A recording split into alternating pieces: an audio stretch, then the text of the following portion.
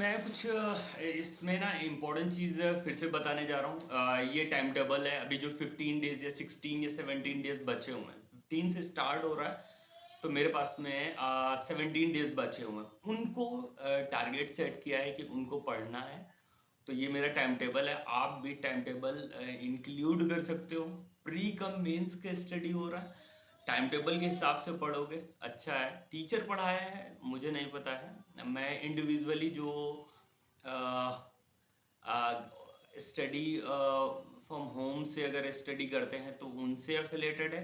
तो जो लोग घर पे रह करके पढ़ाई करना चाहते हैं या करते हैं, या भी यूपीएससी के जो कोचिंग इंस्टीट्यूट से भी एफिलेटेड हैं, तो इतने कम टाइम में प्री प्लस मेंस की बात कर रहा हूँ, मेंस भी इंक्लूडेड है। प्री के क्वेश्चंस जो होते हैं ना वो लॉजिक बेस्ड होते हैं और बैक ईयर पेपर से होते हैं, ठीक है।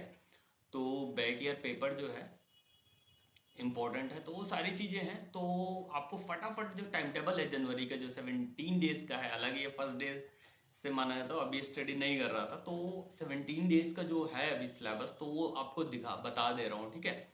तो वो जो है वो काफ़ी ज़्यादा इंपॉर्टेंट है। तो पहले नंबर पे मेरा होएगा यूपी पीसीएस का बैक ईयर पेपर प्रीलिम्स, और सेट लगाने हैं 3 सेट लगाने हैं पर डे के हिसाब से। 1993 से यूथ कंपटीशन का यूज़ करना है, इसके बारे में भी रिव्यू दिया जाएगा आपको। ये यूथ कंपटीशन क्यों बेस्ट है ना। इसका बहुत ज़्यादा डिटेल में इसको आपका अलग से वीडियो रहेगा, क्योंकि इम्पोर्टेंट है, बहुत ज़्यादा इम्पोर्टेंट है यूपी पीसीएस के लिए। 17 मार्च को इस 2024 को यूपी पीसीएस का एग्ज़ाम हो रहा है मार्च में, और ये कैलेंडर कल ही आया हुआ है, तो आप इसको देख सकते हैं। अगर आपको देना है तो आप इंक्लूड हो सकते हैं, मैं दे रहा हूँ इस वजह से इंक्लूड कर रखा है। फर्स्ट नंबर पे ये रहा। सेकंड नंबर पे है यूपीएससी का previous year question paper. Previous year question paper अगर कर लिए प्रीलिम्स के, है ना, तो वो भी रहेगा। वो इतना बेस्ट रहेगा क्योंकि आपको अंदाज़ा भी नहीं है। प्रीवियस ईयर पेपर मतलब ये हो गया आपका सिलेबस जो है हर ईयर 93 से 95 से जो भी मिल रहा है, टॉपिक वाइज अगर मिलता है तब पर भी। टॉपिक वाइज मान लो कि मैं अभी जनवरी में मॉडर्न हिस्ट्री के लिए अब जाऊंगा ना, स्पेक्ट्रम की बुक बहुत अच्छी है, बहुत अच्छी है, कमाल है, स्पेक्ट्रम के लिए जाऊंगा। तो वो जो बुक है ना, वो बुक उस सिलेबस में बैक ईयर पेपर में पूरा का पूरा कंप्लीट कर देता है, और वो रिवीजन टाइप में टॉपिक वाइज आपको देगा। क्विट इंडिया मूवमेंट से अगर बात करोगे तो उसमें आएगा। तो एक बार नहीं, रेडियो से एफिलेटेड कौन थे, तो उषा मेहता की बात की जा रही थी। तो मेरा कहने का मतलब ये है कि ये जो पैटर्न है, ये बैक ईयर पेपर है, ये मास्टर चीज है, इतना मास्टर है कुछ कहने को नहीं, इसका कोई जवाब नहीं है, ठीक है। अब नेक्स्ट पे जाते हैं एथिक्स के बारे में। ये कह रहे हो ये इस समय एथिक्स पढ़ना नहीं, ये बहुत ज़्यादा इंपॉर्टेंट है। थर्ड नंबर का जो पॉइंट है एथिक्स है, वो मैं क्रॉनिकल की यूज़ कर रहा हूँ। ये हर एक बुक का रिव्यू आपको दिया जाएगा, ये बहुत ज़्यादा इंपॉर्टेंट है। वो इसलिए इंपॉर्टेंट होता है क्योंकि इसके अलावा और कोई बुक पढ़ना, मैं अपनी बात कर रहा हूँ, अगर अच्छा लगे तो आप यूज़ करिएगा, सबसे बड़ी बात, कोई ज़बरदस्ती नहीं। और चैनल पे नए हो तो सब्सक्राइब ज़रूर करिएगा। एथिक्स के लिए, क्रॉनिकल के लिए एक क्रॉनिकल की बुक आती है, क्रॉनिकल की है, नाम पता क्लियर नहीं है अभी, ठीक है। तो उसके लिए रिव्यू दिया जाएगा, उसके लिए आपको बता दिया जाएगा। नेक्स्ट है न्यूज़पेपर कौन सा, वाह। न्यूज़पेपर आपको शॉर्ट्स वीडियो में बताया गया था कि न्यूज़पेपर द हिंदू में यूज़ करता हूँ, और मेरे इकोनॉमिक्स ऑप्शनल की वजह से बिजनेस लाइन भी यूज़ करता हूँ। द हिंदू वालों का ही है, तो वो मेरे लिए specially business line. The Hindu newspaper अभी भी बहुत ज़्यादा इंपॉर्टेंट है, यानी कि लास्ट के 1 ईयर का अगर आपने न्यूज़पेपर नहीं पढ़ा तो आज से भी पढ़ रहे हो, तो उसका बैक साइड पे 1 ईयर का कहीं ना कहीं क्लू मिलता रहेगा। ये बहुत सीरियस चीज़ है ना, ठीक है। और कोई भी इशू अगर क्रिएट होता, मान लो रशिया और यूक्रेन का वॉर चल रहा था, या कहीं भी वॉर चल रहा है, कोई भी सेंसिटिव चीज़ें क्रिएट हुई हैं, तो वो सारी चीज़ें आपको बैक साइड पे मिल जाएंगी। तो वो एक यहाँ तक हो जाता है। करंट अफेयर्स की क्विज लेनी है, करंट अफेयर्स की क्विज जो है, एक सील्ड आईएएस होता है, सील्ड आईएएस के 100 क्वेश्चन देता है करंट अफेयर्स का, और एक इनसाइड वालों का जो मंथली क्विज आता है वो सॉल्व करना है, बहुत ज़्यादा बहुत इंपॉर्टेंट है। इतना इंपॉर्टेंट है कुछ कहने को। क्विज सॉल्व करना या बैक ईयर पेपर सॉल्व करना यानी कि आपको एग्जामिनेशन के प्रीलिम्स को बहुत ज़्यादा क्लोज ले जाना है, ये क्वालिफाई करने के लिए बराबर होता है, क्योंकि आपका माइंडसेट वैसा हो चुका होता है। तो वो बैक ईयर पेपर ये नहीं कि मतलब मार्च से स्टार्ट कर रहे हैं, ठीक है या अप्रैल से स्टार्ट कर 10 दिन में पढ़ लेंगे, नहीं वो नहीं। अभी से स्टार्ट करें, अभी से मतलब जनवरी से। यानी आपके लिए बोल रहा हूँ, अपने लिए बोल रहा हूँ, तो दोनों चीज़ें हैं, आप मैं एक ही हूँ।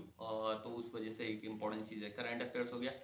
6 नंबर का पॉइंट है मैथ और रीजनिंग। मैथ रीजनिंग बहुत हाई लेवल का नहीं, बेसिक प्रैक्टिकल चीज़ें अगर आप कर लेते हो मैथ और रीजनिंग के, तो ये जो है मैं कर रहा हूँ, बता दिया ना, मैं आप जो भी सब इक्वल है, ओके। क्योंकि यूपीएससी दे रहे हो तो सब बराबर, और first second third attempt fourth attempt last attempt ये कोई मैटर नहीं कर रहा है, ये सबके लिए है। तो मैं ये फॉलो कर रहा हूँ, इंटरेस्ट होगा तो आप, फिर से कह रहा हूँ, इंटरेस्ट होएगा तो फॉलो करिएगा, ज़रूरी नहीं मैथमेटिक्स और रीजनिंग इंक्लूड रहेगा। ये काफ़ी ज़्यादा इंपॉर्टेंट है हमारे लिए, क्योंकि ये सी सेट ही बैरियर रहेगा इस बार भी। इसके क्वेश्चन 20 नहीं बन पाएंगे, इतना डेंजर होता है। प्रैक्टिस में अभी से नहीं रहे तो वो लॉस है, गारंटी है। अभी से मतलब अभी से। अब जैसे कि बताया था, स्पेक्ट्रम के लिए वन चैप्टर मॉडर्न इंडिया से रिलेटेड है। मॉडर्न इंडिया का वन चैप्टर, मुझे नहीं तो नहीं लगता कि इसमें 33 चैप्टर हैं, तो 17 × 34, 34 या 39 जो भी जैसा भी है, तो उसको एडजस्ट कर लेंगे, तो 2 3 जो छोटा होगा उसको एडजस्ट करके मॉडर्न इंडिया स्पेक्ट्रम सबसे बेस्ट। और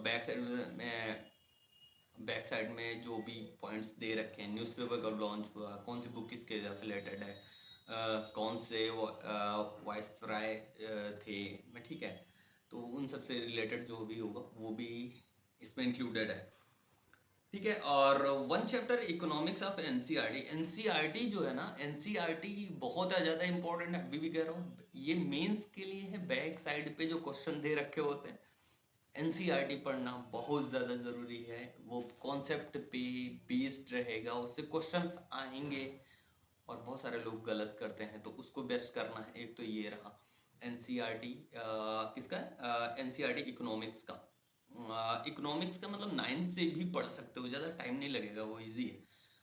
अब बात आती है मेरे ऑप्शनल सब्जेक्ट की।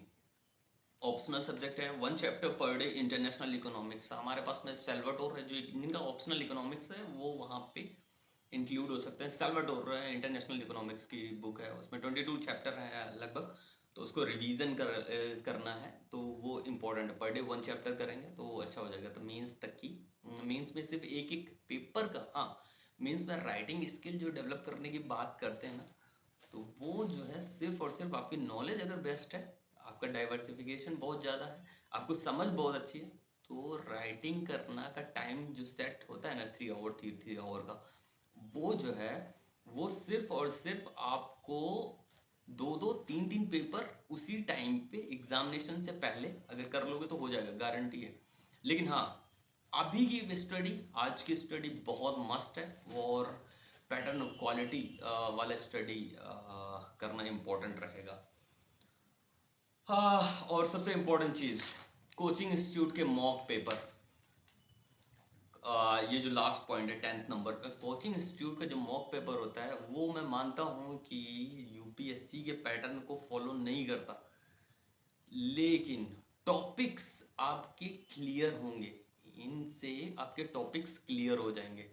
टॉपिक्स क्लियर हो जाएंगे, मान लो मॉडर्न हिस्ट्री पढ़ो, मॉडर्न हिस्ट्री का पेपर लगाया, उसमें क्विट इंडिया मूवमेंट से क्वेश्चन आया, मैंने बुक पढ़ी, मैंने स्पेक्ट्रम पढ़ी, उसके बाद में मैंने पढ़ा यूपीएससी के back year paper. Yes, UPSC के बैक ईयर पेपर 93 से 91 से 97 से, जहाँ से भी मिल रहा है मेरे को, वहाँ से पूरा पढ़ते हुए आएंगे, तो वहाँ तो हमारा तैयार हो रहा कि यूपीएससी का पैटर्न क्या है। उसके बाद मॉडर्न इंडिया का कोचिंग इंस्टीट्यूट का जो पीपल्स बना क्रिएट करते हैं, कोचिंग स्पेशली कोचिंग के इंस्टीट्यूट के, विजन आईएएस हो गया, किसी भी कोचिंग इंस्टीट्यूट के ज़्यादा से ज़्यादा पेपर लगाने हैं, 20,000 क्वेश्चन लगाने हैं, ठीक है, मेरा टारगेट है। तो उसको जो ले जा करके उसको डिटेल में उस पर वर्क करना है, तो उस पर ज़्यादा से ज़्यादा वर्क करना है कि कोचिंग इंस्टीट्यूट के बुक पेपर भी, जिससे कि हमारा प्री मेंस ये सारी चीज़ें एकदम क्लियर हो सके। ये था आज का जनवरी का टाइम टेबल। तो पर डे के हिसाब से भी टाइम टेबल मेरा रहेगा, जिससे कि मैं प्रेशराइज हो सकूं कि वर्क करना है और day to day video update कर सकूं। एक वीडियो आएगा मॉर्निंग में जो टाइम टेबल से रिलेटेड होगा, और एक शाम को मॉर्निंग में 5 AM पे, और एक इवनिंग में गाइडेंस के हिसाब से 5 PM पे मेरे वीडियोस रहेंगे। ठीक है, पैटर्न को फॉलो कर सकते हो। ये थोड़ा डिफरेंट टाइप का है, इंटरेस्ट रहेगा तो आप इसको यूज़ करिएगा, नहीं रहता है तो कोई बात नहीं।